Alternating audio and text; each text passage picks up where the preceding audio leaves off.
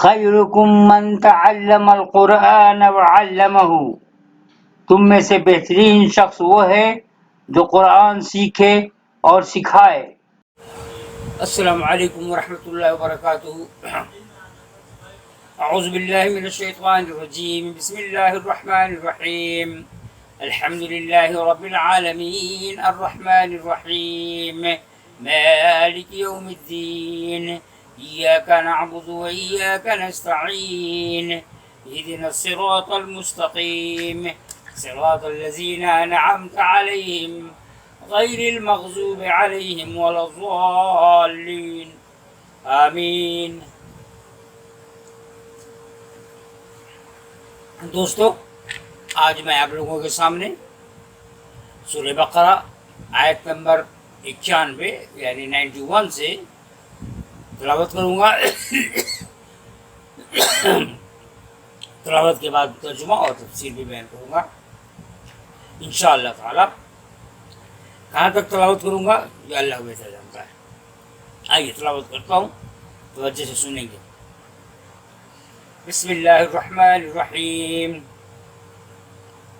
وَإِذَا قِيلَ لَهُمْ آمِنُوا بِمَا أَنزَلَ اللَّهُ قَالُوا نُؤْمِنُ بِمَا أُنزِلَ عَلَيْنَا وَيَكْفُرُونَ بِمَا وَرَاءَهُ وَهُوَ الْحَقُّ مُصَدِّقًا لِمَا مَعَهُمْ قل فلم تقتلون أنبياء الله من قبل إن كنتم مؤمنين ولقد جاءكم موسى بالبينات ثم اتخذتم العجل من بعده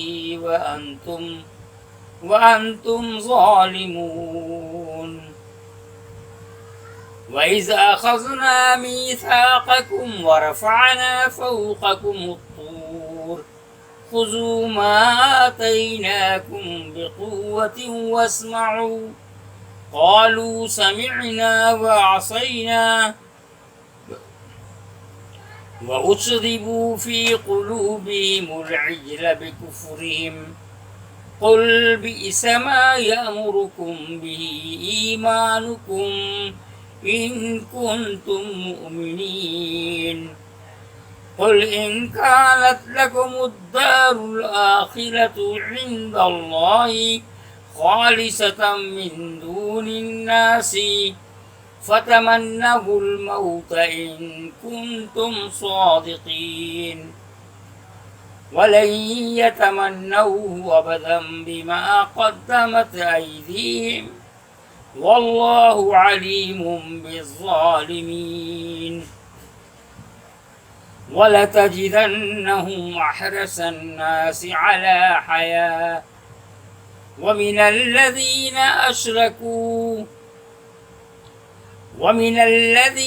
أَشْرَكُوا يَوَدُّ أَحَدُهُمْ لَوْ يُعَمَّرُ أَلْفَ سَنَةٍ وما هو بمزحزحه من العذاب أن يعمر والله بصير بما يعملون۔ اور جب ان سے کہا جاتا ہے کہ اس کلام پر ایمان لاؤ جو اللہ نے اتارا ہے، تو وہ کہتے ہیں کہ ہم اس پر ایمان رکھتے ہیں جو ہمارے اوپر اترا ہے، اور وہ اس کلام کا انتظار کرتے ہیں جو اس کے پیچھے، اور وہ اس کلام کا انکار کرتے ہیں جو اس کے پیچھے آیا ہے، حالانکہ وہ حق ہے اور سچا کرنے والا ہے اس کا جو ان کے پاس ہے۔ کہو اگر تم ایمان والے ہو تو تم اللہ کے پیغمبروں کو اس سے پہلے کیوں قتل کرتے رہے ہو، اور موسیٰ تمہارے پاس کھلی نشانیاں لے کر آیا، پھر تم نے اس کے پیچھے بچڑے کو معبود بنا لیا اور تم ظلم کرنے والے ہو۔ اور جب ہم نے تم سے عہد لیا اور طور پہاڑ کو تمہارے اوپر کھڑا کیا، جو حکم ہم نے تم کو دیا ہے اس کو مضبوطی کے ساتھ پکڑو اور سنو، انہوں نے کہا ہم نے سنا اور ہم نے نہیں مانا، اور ان کے کفر کے سبب سے بچڑا ان کے دلوں میں رچ بس گیا۔ کہو اگر تم ایمان والے ہو تو کیسی بری ہے وہ چیز جو تمہارا ایمان تم کو سکھاتا ہے۔ کہو اگر تم ایمان والے ہو تو کیسی بری ہے وہ چیز جو تمہارا ایمان تم کو سکھاتا ہے۔ کہو اگر اللہ کے یہاں آخرت کا گھر خاص تمہارے لیے ہے دوسروں کو چھوڑ کر، تو تم مرنے کی آرزو کرو اگر تم سچے ہو، مگر وہ کبھی اس کی آرزو نہ کریں گے بسبب اس کے جو وہ اپنے آگے بھیج چکے ہیں، اور اللہ خوب جانتا ہے ظالموں کو۔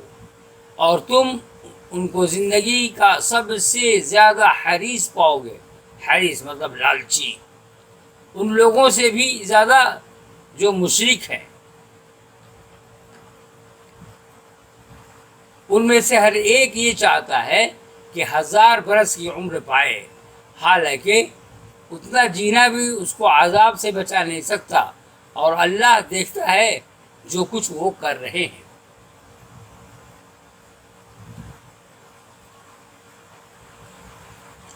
یہود جو قرآن کی دعوت کو ماننے کے لیے تیار نہ ہوئے، اس کی وجہ ان کا یہ احساس تھا کہ وہ پہلے سے حق پر ہیں، اور حق پرستوں کی سب سے بڑی جماعت اسرائیل سے وابستگی رکھتے ہیں۔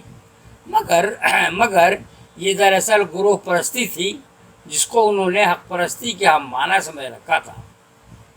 وہ گروہی حق کو خالص حق کا مقام دیے ہوئے تھے۔ یہی وجہ ہے کہ حق جب اپنے بیامیر صورت میں ظاہر ہوا تو وہ اس کو لینے کے لیے آگے نہ بڑھ سکے۔ اگر خالص حق ان کا مقصود ہوتا تو ان کے لیے یہ جاننا مشکل نہ ہوتا کہ قرآن کا آنا خود ان کی مقدس کتاب توریت کی پیشن گوئیوں کے مطابق ہے، اور یہ کہ قرآن کے نزول کے بعد اب قرآن ہی کتاب حق ہے، نہ کہ ان کو اپنا گروہی مذہب۔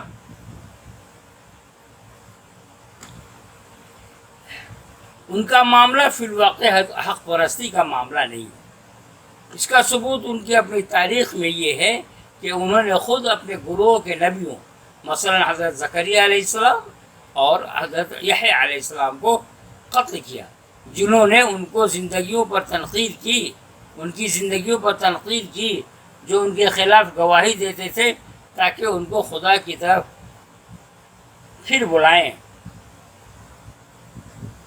حضرت موسیٰ علیہ السلام نے جو معجزات پیش کیے اس کے بعد ان کی نبوت میں کوئی شبہ نہیں رہ گیا تھا، مگر کوہ طور کے 40 روزہ قیام کے زمانے میں، کوہ طور مطلب کوہ مانے پہاڑ، طور پہاڑ سمجھ لیجئے، مگر کوہ طور کے 40 روزہ قیام کے زمانے میں جب حضرت موسیٰ علیہ السلام کا شخصی دباؤ ان کے سامنے نہ رہا تو انہوں نے بچڑے کو معبود بنا لیا، ان کے سر پر پہاڑ کھڑا کر دیا گیا، تب بھی صرف وقتی طور پر جان بچانے کے لیے انہوں نے کہہ دیا کہ ہاں ہم نے سنا، مگر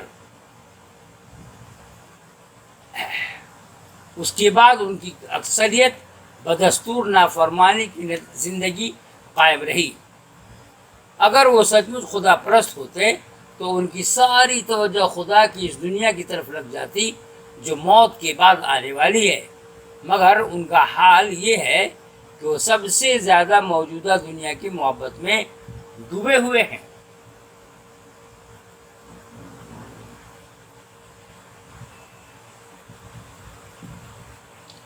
قل من كان عدوا لجبريل فإنه نزله على قلبك بإذن الله مصدقا لما بين يديه وهدى وبشرى للمؤمنين من كان عدوا لله وملائكته ورسله وجبريل وميكال فإن الله عدو للكافرين وَلَقَدْ أَنزَلْنَا إِلَيْكَ آيَاتٍ بَيِّنَاتٍ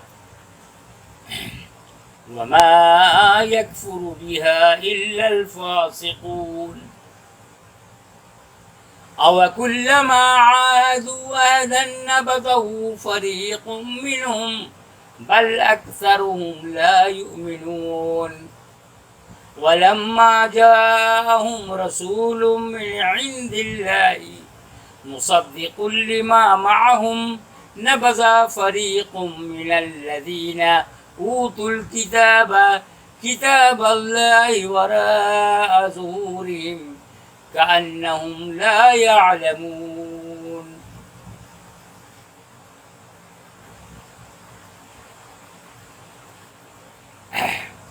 کہو کہ جو کوئی جبریل کا مخالف ہے تو اس نے اس کلام کو تمہارے دل پر اللہ کے حکم سے اتارا ہے. وہ سچا کرنے والا ہے. وہ سچا کرنے والا اس کا جو اس کے آگے ہے، اور وہ ہدایت اور خوشخبری ہے ایمان والوں کے لیے. جو کوئی دشمن ہو اللہ کا اور اس کے فرشتوں کا اور اس کے رسولوں کا اور جبرائیل اور میکائیل کا، تو اللہ ایسے منکروں کا دشمن ہے. اور ہم نے تمہارے اوپر واضح نشانیاں اتاری اور کوئی ان کا انکار نہیں کرتا مگر وہی لوگ جو حد سے گزر جانے والے ہیں. کیا جب بھی وہ کوئی وعدہ کریں گے تو ان کا ایک گروہ اس کو توڑ پھینکے گا، بلکہ ان میں سے اکثر ایمان نہیں رکھتے. اور جب ان کے پاس اللہ کی طرف سے ایک رسول آیا جو سچا کرنے والا تھا اس چیز کا جو ان کے پاس ہے، تو ان لوگوں نے جن کو کتاب دی گئی تھی اللہ کی کتاب کو اس طرح پیٹھ پیچھے پھینک دیا گویا وہ اس کو جانتے ہی نہیں.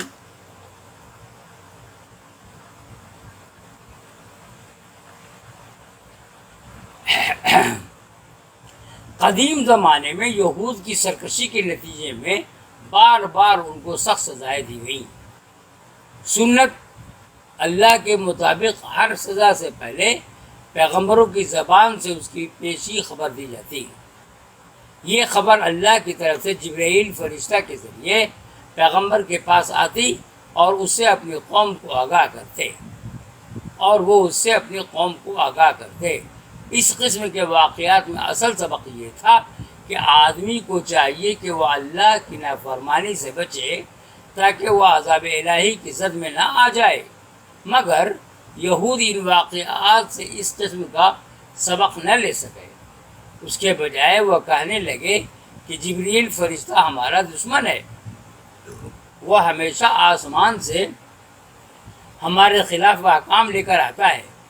جب رسول اللہ صلی اللہ علیہ وسلم نے اعلان کیا کہ اللہ نے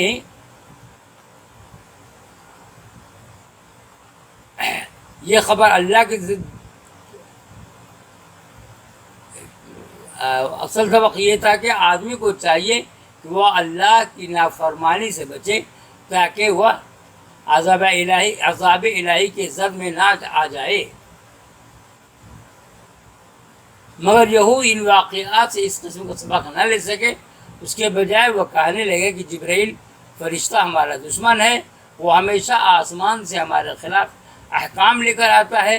جب رسول اکرم صلی اللہ علیہ وسلم نے اعلان کیا کہ اللہ نے جبرائیل کے ذریعے مجھ پر وحی کی ہے تو یہود نے کہنا شروع کیا کہ جبرائیل تو ہمارا پرانا دشمن ہے. یہی وجہ ہے کہ نبوت جو صرف اسرائیل کے گروہ کا حق تھا اس نے ایک اور قبیلہ کے فرد تک پہنچا دیا. اس قسم کی بے معنی باتیں وہی لوگ کرتے ہیں جو فسق اور بے قاعدگی کی زندگی گزار رہے ہوں. یہود کا حال یہ تھا کہ وہ نفس پرستی، آبائی تقلید، نسلی اور قومی عصبیت کی سطح پر جی رہے تھے اور کچھ نمائشی قسم کے مذہبی کام کر کے ظاہر کرتے تھے کہ وہ عین دین خداوندی پر قائم ہیں. جو لوگ اس قسم کی جھوٹی دینداری میں مبتلا ہوں وہ سچے اور بے آمیز دین کی دعوت سن کر ہمیشہ بگڑ جاتے ہیں، کیونکہ ایسی دعوت ان کو ان کے مقام افتخار سے اتارنے کا معنی ہو جاتا ہے. वह मुश्तइल नफ्सियात के तहत ऐसी बातें बोलने लगते हैं जो नहव और सर्फ यानी ग्रामर, नहव सर्फ मतलब ग्रामर, नहव और सर्फ के एतबार से दुरुस्त होने के बावजूद हकीकत के एतबार से बिल्कुल बेमाना होती है। जाहिर है कि फरिश्तों का आना और रसूलों का मबूस होना सब मुकम्मल तौर पर खुदाई मंसूबा के तहत होता है। ऐसी हालत में जब दलाइल ये जाहिर कर रहे हो कि पैगंबर अरबी के पास वही चीज़ आई है जो इब्राहीम और मूसा और ईसा पर आई थी, और वो पिछली आसमानी सहीफ़ों की पेशिनगोइयों के ऐन मुताबिक है, तो ये सरीह तौर पर उसका सबूत है कि वो अल्लाह की तरफ से है। आदमी बहुत सी बातें ये जाहिर करने के लिए बोलता है कि वो ईमान पर कायम है, हालांकि वह बातें सिर्फ उसका सबूत होती हैं कि आदमी का ईमान और खुदा परस्ती से कोई ताल्लुक़ नहीं। तो दोस्तों, आज जो मैं यही तक आपके सामने तलावत करूँगा, थोड़ा सा 2 मिनट में आपके वक्त लूँगा। मुझे बहुत खुशी है आप तमाम हज़रात बहुत तवज्जो के साथ कुरान शरीफ की तलावत कर रहे हैं और माना वगैरह भी समझ रहे हैं। मुझे मेरे मोबाइल में एक ऐप्स है, इससे पता चल जाता है कि किस कंट्री में लोग कितने देख रहे हैं, और सबसे अहम बात है हमारी माएँ बहनें भी तवज्जो के साथ पढ़ रही हैं। मैं उनसे मुअद्दिबाना गुजारिश करूँगा कि आप और तवज्जो के साथ पढ़िए, और अपने घर को संवारने में असल काम आप ही लोगों का है। आप ही लोग घर को संवारती हैं, तो आपसे गुजारिश है कि अपने बच्चों को, अपने भाइयों को, बहनों को दीनी तालीम की तरफ तवज्जो दें। जानती हैं, अगर एक मखसूस वक्त है, मिसाल के तौर पर बच्चा छठा और 7वां क्लास में चला जाता है तो उसका माहौल बदलने लगता है। तो छठा और 7वें क्लास में जाने से कब्ल आप हज़रात ये कोशिश करें कि पारा अम कम से कम याद कर ले, ज़बानी अच्छे से कुरान शरीफ पढ़ने आ जाए। यानी अगर बड़े होकर के बाहर जाए, कॉलेज वगैरह में जाए, तो इस्लाम गलबा, उसके ज़हन में इस्लाम गलबा रहे। बस मैं यही कहना चाहता हूँ। आप तमाम लोगों का बहुत बहुत शुक्रिया। मैं उम्मीद करता हूँ कि हम लोग कामयाब होंगे और ये कुरान शरीफ का पैगाम आम हो जाएगा, सभी लोग पढ़ेंगे। अब मुझे इजाज़त दीजिए, फिर अगले मजलिस में फिर बैठे मिलेंगे आयत नंबर 102 से, फिर बाद में पढ़ाई होगी। तब तक के लिए इजाज़त दीजिए। अस्सलामु अलैकुम व रहमतुल्लाहि व बरकातुहू।